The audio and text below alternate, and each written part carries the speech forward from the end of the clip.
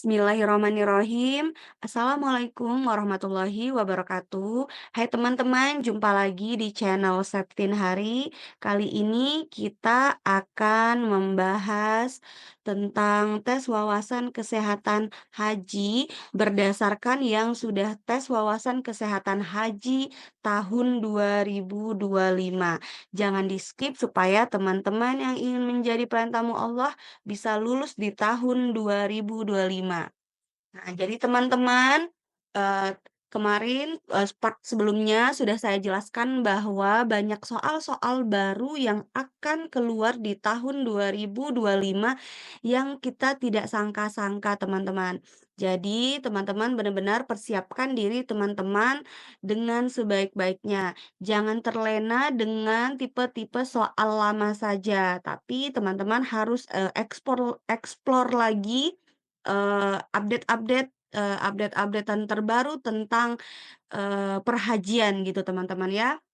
Jadi, soal-soal ini jelas belum pernah keluar di soal tes wawasan kesehatan haji sebelumnya ya. Kita akan bahas sedikit banyaknya di sini. Tapi sebelumnya jangan lupa teman-teman subscribe, like, komen, bunyikan loncengnya, dan share ya teman-teman supaya teman-teman tidak ketinggalan updatean dari channel YouTube ini. Lanjut. Nah, ini dia teman-teman.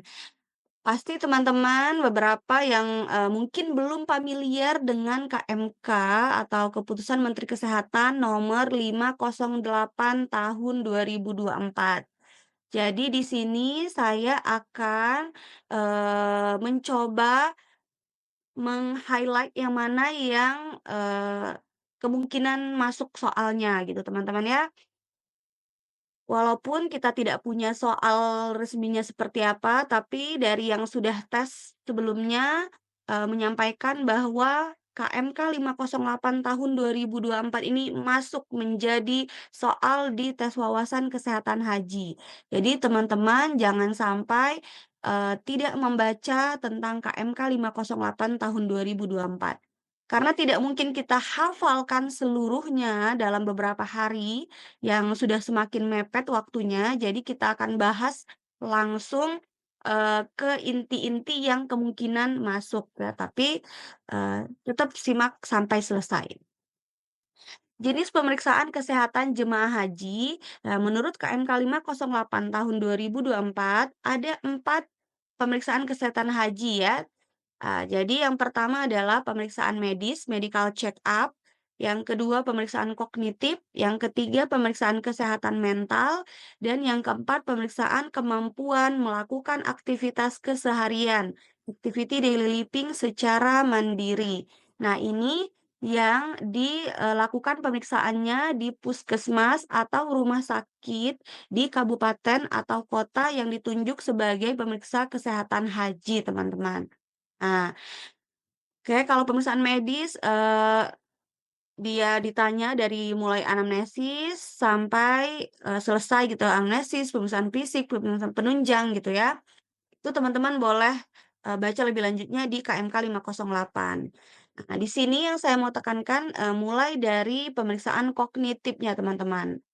Jadi pemeriksaan kognitif itu menggunakan mini clock dan clock drawing test gitu ya teman-teman. Pemeriksaan ini bertujuan untuk mengkaji kemampuan kognitif atau proses berpikir pada jemaah haji resiko tinggi. Nah, diingat-ingat ya teman-teman, tujuan untuk mini clock dan clock drawing test ini untuk mengkaji kemampuan kognitif pada jemaah haji resiko tinggi ya.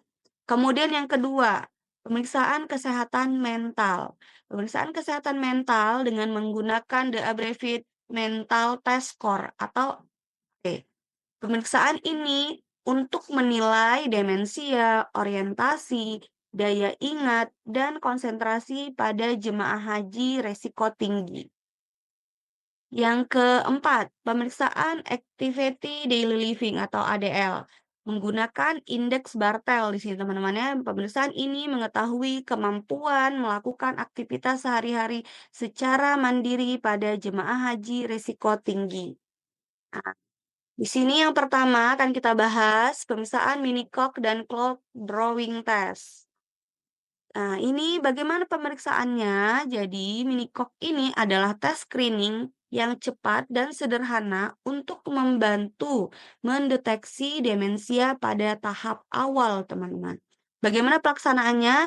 Jadi, pemeriksa menyebutkan tiga kata terlebih dahulu, teman-teman. Misal, bola, melati, kursi. Nah, kemudian beri kesempatan jemaah haji untuk mengulangi sebanyak 3 kali. Nah, ini belum kita nilai teman-teman. Jadi jemaah hajinya menyebutkan dulu gitu teman-teman ya. Kemudian yang kedua, jemaah haji disuruh menggambar teman-teman. Disuruh menggambar gambar lingkaran utuh, menulis angka 1 sampai dengan 12 dalam lingkaran, angka berurutan dan tepat letaknya, dan menunjukkan jarum jam pukul 11:10 pada, angka-angka tersebut.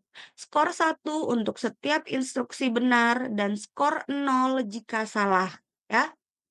Nah, setelah dia sudah jemaah sudah membuat jam, kita mengulang 3 kata tadi jemaah.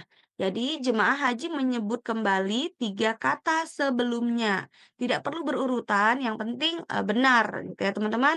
Nah, di sini yang ingin saya tekankan adalah selain, bagaimana, konsep, pemeriksaannya, di sini kita juga harus bisa, menginterpretasinya, teman-teman.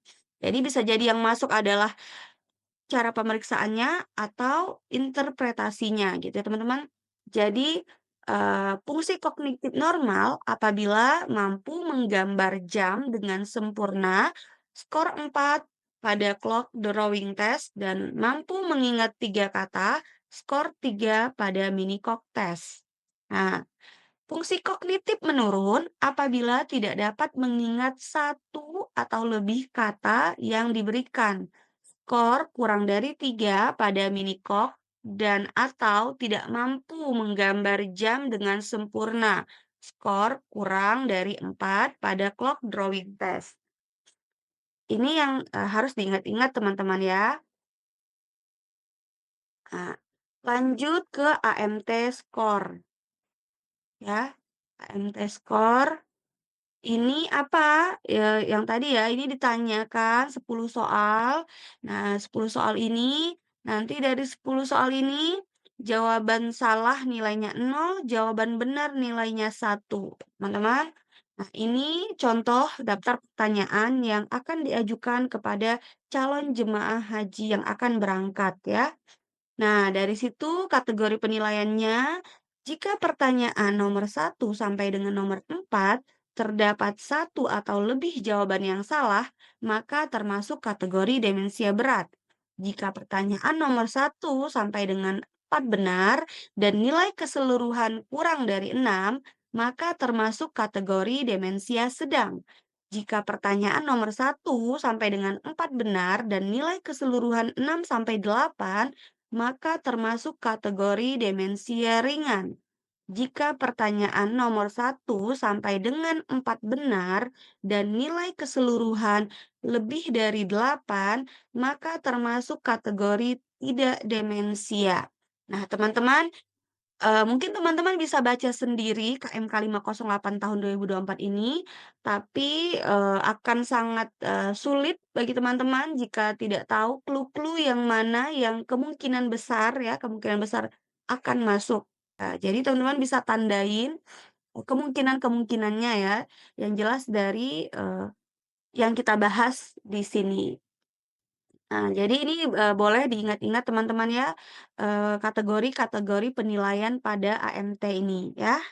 Ya, kita akan lanjutkan di, eee, video selanjutnya. Jangan lupa teman-teman, biar tidak ketinggalan, jangan lupa di-subscribe dan bunyikan loncengnya supaya tidak ketinggalan update terbaru soal tes wawasan kesehatan haji. Oke teman-teman, terima kasih, lanjut komen di bawah jika mau kita lanjut untuk bahas, eee, kisi-kisi soal tes wawasan kesehatan haji tahun 2025. Terima kasih. Wassalamualaikum warahmatullahi wabarakatuh.